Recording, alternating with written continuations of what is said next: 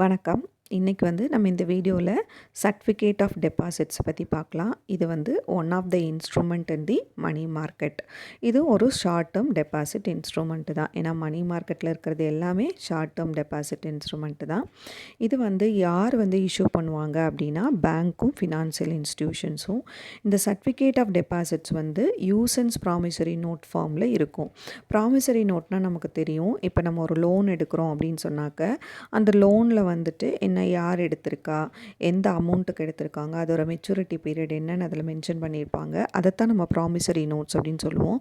இந்த usance promissory note அப்படின்றது என்னென்னா அதில் ஒரு ஸ்பெசிஃபிக் டேட் இருக்கும். இந்த டேட்டில் அவங்க கொடுப்பாங்கங்கிற அந்த டேட் அதில் இருக்கும். ஸோ இது என்னென்னா ஈஸியாக ஒருத்தர்கிட்டேருந்து இன்னொருத்தர் கன்வெர்ட் பண்ணிக்கலாம்.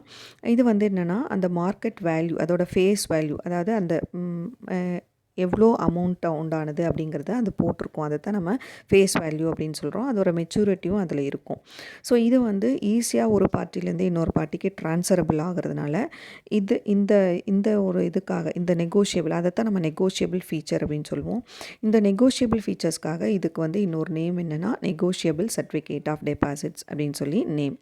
ஓகே, இதை யார் இஷ்யூ பண்ணுவாங்க அப்படின்னு பார்த்தீங்கன்னா கமர்ஷியல் பேங்க்கும் ஃபினான்ஷியல் இன்ஸ்டிடியூஷன்ஸ்க்கும் அவங்களோட ஷார்ட் டேர்ம் ஃபண்டுக்காக இதை இஷ்யூ பண்ணுவாங்க. சப்ஸ்கிரைபர்ஸ் யாரெல்லாம் இதை பார்ட்டிசிபேட் பண்ணி வாங்கலாம் அப்படின்னு பார்த்தீங்கன்னா நம்மள மாதிரியான individuals, corporation, trust, associations, NRI, non residents of Indians அவங்களும் இதில் பார்ட்டிசிபேட் பண்ணலாம்.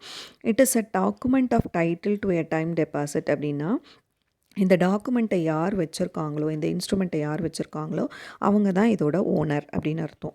So it is a bearer certificate and is negotiable in the market. அவங்க வச்சுருக்கவங்க மார்க்கெட்டில் எப்போ வேணாலும் இதை ட்ரான்ஸ்ஃபர் பண்ணிக்கலாம். அதுதான் இதோடைய அந்த சப்ஸ்கிரைபருக்கு உண்டான ஒரு இம்பார்ட்டன்ட் ஃபீச்சர். தென் இந்த சர்டிஃபிகேட்டோட டெபாசிட்டோட ஃபீச்சர்ஸ் என்னென்னு பார்த்தீங்கன்னா document of title to time deposit அப்படின்னா யார் இதை வச்சுருக்காங்களோ அவங்க தான் இதுக்கு owner. Then unsecured negotiable instrument. ஏன்னா பேங்க்கும் ஃபினான்ஷியல் இன்ஸ்டிடியூஷன் நமக்கு இந்த இதை கொடுக்கறதுனால இதுக்கான ஒரு செக்யூரிட்டியாக நம்ம எதுவும் கொடுக்க வேண்டிய அவசியம் கிடையாது. இப்போ லோன் எடுத்தோம்னா நம்மளோட ப்ராஃபிட்டோடைய நம்ம பாண்டெல்லாம் கொடுப்போம். அந்த மாதிரி எதுவும் செக்யூர்டு நம்ம கொடுக்க வேண்டியதில்லை. அதே மாதிரி ஈஸியாக நம்ம இதை ட்ரான்ஸ்ஃபர் பண்ணிக்கலாம். அதே மாதிரி ஃப்ரீயாக ட்ரான்ஸ்ஃபர் எப்படி பண்ணலான்னா என்ரோஸ்மெண்ட் அப்படிங்கிறது இப்போ எப்படி நம்ம செக்கு கொடுக்கும்போது பின்னாடி நம்ம நம்மளோட சைன் அத்தாரிட்டியை கொடுக்குறோமோ அது மாதிரி இது சைன் பண்ணி நம்ம கொடுத்துக்கலாம். So it issued at a discount to face value. இப்போ ஃபேஸ் வேல்யூ 1 lakh உள்ள ஒரு சர்டிஃபிகேட்டுன்னு வச்சுக்கோங்க. அதில் 1 lakh எழுதியிருக்கு அப்படின்னா நமக்கு எப்படி கொடுப்பாங்க அப்படின்னா அதோட டிஸ்கவுண்ட் ரேட் இப்போ ஒரு 4% அப்படின்னு வச்சிங்கன்னா ஒரு 96,000க்கு நமக்கு அதை கொடுப்பாங்க. ஸோ நம்ம அதை நம்ம திருப்பி நம்ம சரண்டர் பண்ணும்போது நமக்கு 1 lakh கிடைக்கும். அதுதான் டிஸ்கவுண்ட் டு ஃபேஸ் வேல்யூ. நம்ம ஃபிக்ஸட் ரேட்டில் இது ரீபேயபிள். எந்த கிரேஸ் டேஸும் எடுத்துக்கக்கூடாது. எந்த மெச்சூரிட்டி டைம் எப்போ இருக்கோ அப்போவே அந்த டேட்லேயே நம்ம ரீபே பண்ணிக்கலாம். நெக்ஸ்ட்டு பார்த்திங்கன்னா அனதர் ஒன் இன்ஸ்ட்ருமெண்ட் என்னென்னா கமர்ஷியல் பில்ஸ். இந்த கமர்ஷியல் பில்ஸும் கமர்ஷியல் ஆர்கனைசேஷன் அவங்களோட ஷார்ட் டேர்ம் மணி நீட்ஸுக்காக விடப்படைய ஒரு பில் தான் இது கமர்ஷியல் பில்ஸ். இதோட மெச்சூரிட்டி டேஸ் பார்த்திங்கன்னா 30 days, 60 days, 90 days அப்படின்னு இருக்குது இதோட maturity days. So commercial bills எப்படின்னா it is an instrument drawn by a seller of goods on a buyer of goods. இப்போது ஏங்கிற ஒரு செல்லர் கூட்ஸை விற்கிறாருன்னு வச்சுக்கோங்க. பிங்கிற செல்லருக்கு ஒரு 5 lakhs ஒர்த் ஒரு கூட்ஸை கொடுக்குறாரு. ஆனால் என்ன 3 monthsக்கு அப்புறம் நீங்கள் இந்த அமௌண்ட்டை 3 monthsக்குள்ளார எனக்கு பே பண்ணிடுங்க அப்படின்னு கொடுத்துட்றார். பட் அந்த செல்லருக்கு இப்போ மணி தேவையாக இருக்குது. ஆனால் பிங்கிற செல்லர் 3 monthsக்குள்ளார தான் அவரால் கொடுக்க முடியும். ஆனால் இப்போ தேவைக்கு அவர் என்ன பண்ணுவார், இந்த ட்ராயர் அந்த அவங்கக்கிட்டேருந்து ஒரு அக்செப்டன்ஸ் பில்லை வாங்கிட்டு அந்த பில்லை அவங்க கொடுக்குறாங்க இல்லையா, ஓகே நான் 3 monthsக்கு அப்புறம் பே பண்ணுறேன் அப்படின்னு சொல்லி அவங்களும் அக்செப்ட் பண்ணியிருப்பாங்க. ஸோ அந்த பில்லை பேங்க்கில் அவங்க சப்மிட் பண்ணுவாங்க.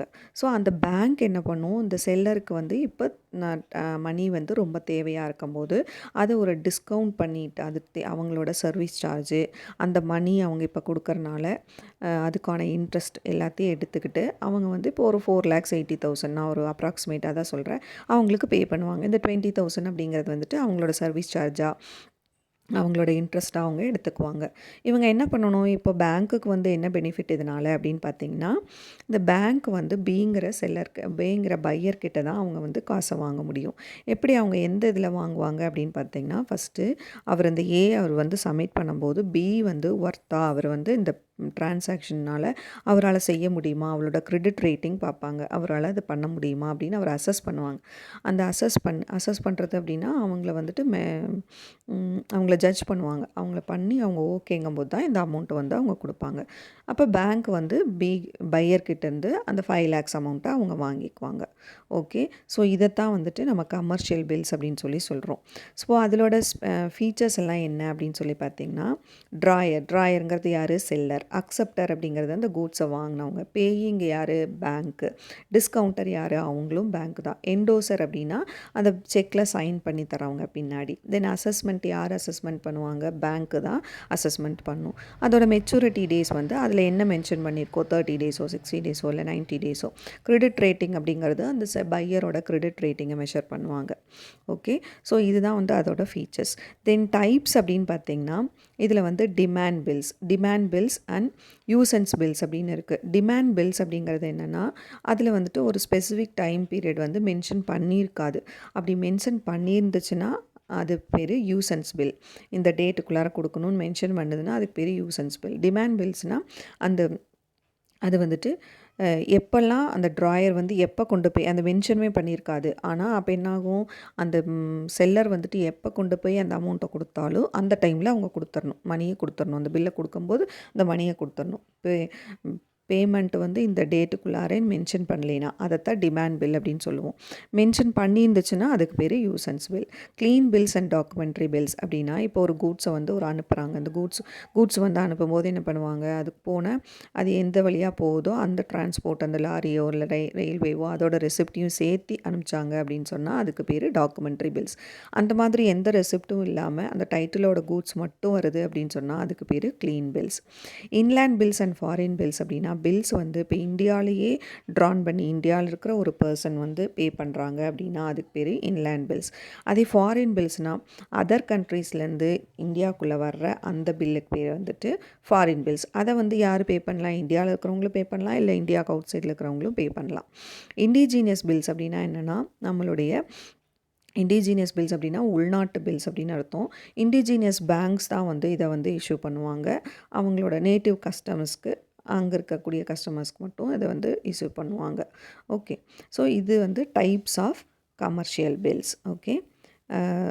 நெக்ஸ்ட்டு பார்த்திங்கன்னா, இன்னொன்று வந்துட்டு அதில் அக்காமடேஷன் பில்ஸ்ன்னு இருக்குது. இந்த அக்காமடேஷன் பில்ஸ் அப்படிங்கிறது நான் முன்னாடி எக்ஸாம்பிள் சொன்னேன் இல்லையா, செல்லர் வந்துட்டு ஒரு கூட்ஸ் 5 லேக் ஒர்த் கூட்ஸை பிக்கு சேல் பண்ணுறாரு, அதுக்கப்புறம் வாங்குறாரு. இப்போ இங்கே வந்து என்னென்னா அவங்களுக்குள்ளே இருக்கக்கூடிய ஒரு ஜென்யூன் ஒரு அண்டர்ஸ்டாண்டிங் மூலியமாக நடக்கிறதா அக்காமடேஷன் பில்ஸ். இவர் எதுவும் சேலெல்லாம் பண்ணியிருக்க மாட்டார். ஒரு நம்பிக்கையின் பேரில் நான் இந்த மாதிரி உங்களுக்கு கொடுக்குறேன், வித்த மாதிரி நான் தர்றேன், அதுக்கு எனக்கு வந்து நீங்கள் அக்செப்டன்ஸ் கொடுத்தீங்கன்னா அந்த பில்லை வச்சு நான் பேங்க்கில் பணம் வாங்கிக்குவேன். உங்களுக்கு ஒரு 3 மந்த்ஸில் இந்த செல்லர் என்ன பண்ணுவார், பையர் வந்து சும்மா நம்ம இமேஜினேஷனுக்காக தான். அவங்க 2 பேர் என்ன பண்ணிக்கிறாங்க, ஒரு ஃப்ரெண்ட்ஷிப்போட மூலியமாக, ஒரு நம்பிக்கையின் மூலியமாக எந்த பொருளும் விற்காமல், ஆனால் என்ன பண்ணுறாங்க, விற்ற மாதிரி ஒரு பில்லை வந்து க்ரியேட் பண்ணி பேங்க்கில் சப்மிட் பண்ணி அது வாங்குறாங்க. அதுக்கு பேர் தான் அக்காமடேஷன் பில் அப்படின்னு அர்த்தம். ஸோ இதனால தான் இதை வந்து ஜென்யூன் ட்ரேட் ஆஃப் டிரான்சாக்ஷன். ஏன்னா அவங்க அந்த நம்பிக்கையின் பேரில் அப்போ ஜென்யூலாக அவங்களும் நடந்துக்கணும். நெக்ஸ்ட்டு ஒரு இன்ஸ்ட்ருமெண்ட் மணி மார்க்கெட்டில் பார்த்திங்கன்னா, government or gilt edged security market. Gilt edged அப்படின்னா அதோடைய அந்த கீழே கொடுத்துருக்கிற ஸ்பெசிமென் காப்பி பாருங்கள், அந்த கார்னர்ஸ் எல்லாமே கோல்டன் ஷைனிங்கோடு இருக்கும். அந்த கார்னர் வந்து எட்ஜஸ் வந்து கோல்டால் மேனிப்புலேட் பண்ணியிருப்பாங்க. அதை தான் வந்துட்டு ஷைனிங் பண்ணியிருப்பாங்க அது. ஸோ இது எப்போ நான் கவர்மெண்ட் வந்து தனக்கு தேவை அதாவது மெச்சூரிட்டி ஆயிடுச்சு ஒரு செக்யூரிட்டிஸ், அதுக்கு ஃபண்டு பண்ணணும், இல்லை வரக்கூடிய அட்வான்ஸ் செக்யூரிட்டிஸ்க்கு ஃபண்டு தேவை, இல்லை கேஷோ நம்ம அவங்களுக்கு தேவை அப்படிங்கும்போது கவர்மெண்ட் வந்து இந்த செக்யூரிட்டிஸை வந்து இஷ்யூ பண்ணுவாங்க. ஓகே. ஸோ இது வந்து என்னென்னா இந்தியன் மணி மார்க்கெட்டில் கவர்மெண்ட் செக்யூரிட்டிஸ் வந்து ஒரு மிகப்பெரிய சிக்னிஃபிகண்ட் ரோலாக இருக்கும் இங்கே.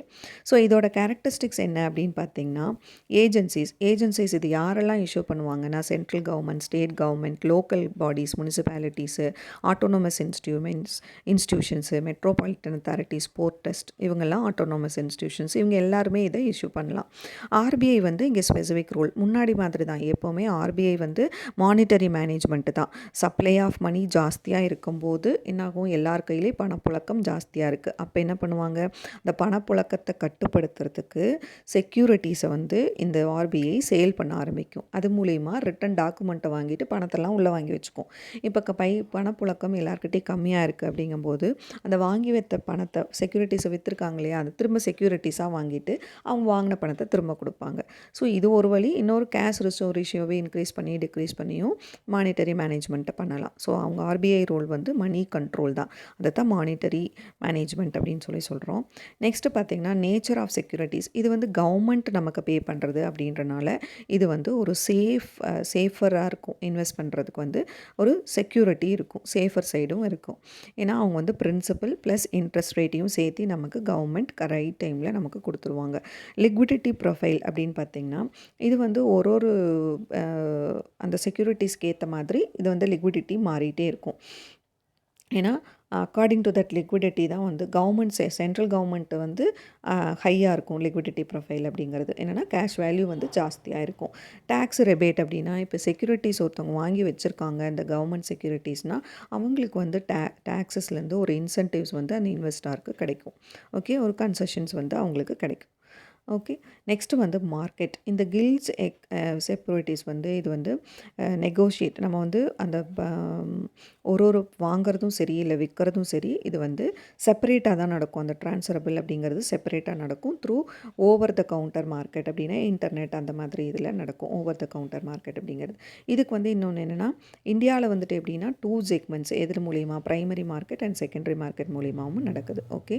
ஃபார்ம்ஸ் அப்படின்னா என்னென்னா இது எந்தெந்த ஃபார்மில் அவங்க வந்து விடுறாங்க அப்படின்னு பார்த்தீங்கன்னா இன்ஸ்கிரைப்டு ஸ்டாக் அப்படின்னா என்னென்னா இதுக்கு வந்து ஏதோ ஒரு டாக்குமெண்ட் எல்லாம் நம்மக்கிட்ட தரமாட்டாங்க. ஒரு ரிட்டன் டாக்குமெண்ட் எல்லாம் தரமாட்டாங்க. லெஜரில் நம்மளோட நேம் மட்டும் எழுதி வைப்பாங்க. Just inscribed stock and stock certificate. Promissory note நமக்கே தெரியும்.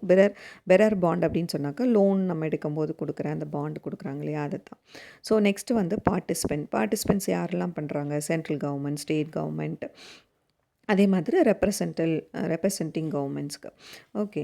தென் ட்ரேடிங் அப்படின்னு பார்த்தீங்கன்னா இது வந்து செகண்டரி மார்க்கெட்டு. இது வந்து கவர்மெண்ட் செக்யூரிட்டிஸாக இருக்கிறனால narrow, small and less active banks and corporate holders who purchase and sell the government securities on the stock exchange participate in trading. So இதை வந்து என்ன பண்ணுவாங்க, அந்த பேங்க்கும் கார்ப்பரேட் ஹோல்டர்ஸும் இதோடைய கவர்மெண்ட் செக்யூரிட்டிஸை வாங்கி சேல் பண்ணுவாங்க. தென் இஷ்யூ ஆஃப் மெக்கானிசம். இது யார் இஷ்யூ பண்ணுவாங்கன்னா ஆர்பிஐ இஷ்யூ பண்ணாலும் அது வந்து பப்ளிக் டெட் ஆஃபீஸுங்கிற ஒரு தன்னோட ஆர்கன் மூலியமாக தான் அது வந்து இதை இஷ்யூ பண்ணுது இந்த கவர்மெண்ட். நெக்ஸ்ட்டு பார்த்திங்கன்னா இஷ்யூ ஓப்பனிங். இது ஓப்பன் பண்ணுறதுக்கு முன்னாடி ஒரு ஃபியூ டேஸ்க்கு முன்னாடியே நாங்கள் இந்த மாதிரி இஷ்யூ பண்ண போகிறோங்கிறத பப்ளிக்கு சொல்லுவாங்க. எதுக்காகனா சப்ஸ்கிரிப்ஷன் ஓப்பன் பண்ணி விடுவாங்க. அப்போ தேவையானவங்க வந்து அதில் சப்ஸ்கிரிப்ஷன் பண்ணி வச்சுக்கலாம். க்ரூமிங் கிராஜுவல் அப்படின்னா ஆர்பிஐ என்ன பண்ணும், சில செக்யூரிட்டிஸ் வந்து மெச்சூரிட்டி டேட்டு நெருங்கும் போது அதை வந்து இவங்க வந்து ஒரு பாதுகாப்புக்காக திரும்ப கரெக்டாக செலுத்தணுங்கிற பாதுகாப்புக்காக இந்த ஆர்பிஐ வாங்கி வச்சுக்குவாங்க. அது மூலிமா இதை வந்து க்ரூமிங் பண்ணுறாங்க. அதாவது க்ரூமிங் அப்படின்னாக்க நல்ல ஒரு ஸ்மூத்தான நல்ல ஆர்டர்லி ஃபங்க்ஷனாக பண்ணுறாங்க. ஸ்விட்சிங் அப்படின்னா நம்ம வந்து நமக்கு தேவை அப்படிங்கும்போது ஒரு செக்யூரிட்டி வந்து இன்னொரு செக்யூரிட்டிக்கு எகெயின்ஸ்டாக நம்ம என்ன பண்ணிக்கலாம், பர்ச்சேஸ் அண்ட் சேல் பண்ணிக்கலாம். இது வந்து ஆர்பிஐ வந்து பண்ணும் இந்த செகண்டரி மார்க்கெட்டில். அதைத்தான் நம்ம ஓப்பன் மார்க்கெட் ஆப்ரேஷன் அப்படின்னு சொல்கிறோம். இதைத்தான் நம்ம வந்து ஸ்விட்சிங் அப்படின்னு சொல்கிறோம். ஆக்ஷனிங் அப்படின்னா தெரியும் நமக்கு, ஏலம் விடுறது. ஸோ இது வந்து இன்னொரு மூலிமா எப்படி நடக்கும் அப்படின்னா ஏலம் விடுறது மூலியமாகவும் நடக்கும். அங்கே வந்து மர்ச்சன்ட்ஸ் வந்து என்ன பண்ணுவாங்க, பிட் அப்படின்னா நம்ம எவ்வளோ ரேட்டை தான் வந்து நம்ம பிட் அப்படின்னு சொல்கிறோம். யார் ஹை பிட்டு வைக்கிறாங்களோ அந்த ஹையர் பிட்ரரை தான் வந்துட்டு அவங்களுக்கு தான் இதை வந்து விற்றுருவாங்க. அந்த ஹையர் பிட்ரு தான் அந்த செக்யூரிட்டியை வாங்குவாங்க. இதைத்தான் நம்ம ஆக்ஷனிங் அப்படின்னு சொல்கிறோம். ஓகே. இந்த மணி மார்க்கெட்டோட இன்ஸ்ட்ருமெண்ட் உங்களுக்கு நல்லா புரிஞ்சிருக்கும்னு நினைக்கிறேன். தேங்க்யூ. இன்னொரு வீடியோவில் நம்ம மறுபடியும் மீட் பண்ணலாம்.